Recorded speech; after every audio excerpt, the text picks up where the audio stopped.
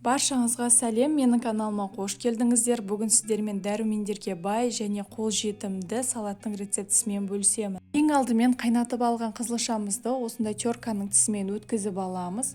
Сосын астына пищевая пленканы төсеп, қызылшамызды біртіндеп бір-бірінің үстіне қоямыз.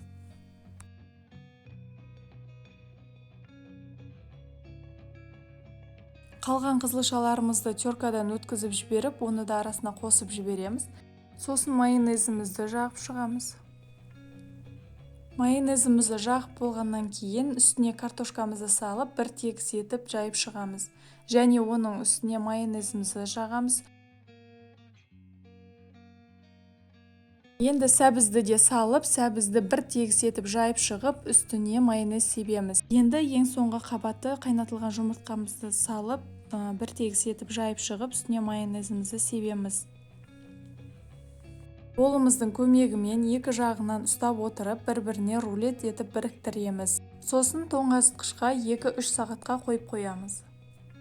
Видеом пайдалы болып жатса, каналыма тіркеліп, лайк басып, комментарий жаза кетіңіз. Осымен біздің салатымыз дайын, дәмі де өте дәмді болып шықты, және де көрінісі де өте ерекше, дастарханға сән беріп тұрады. Назарларыңызға рахмет. Келесі видеода кездескенше сіздермен болған арайлым.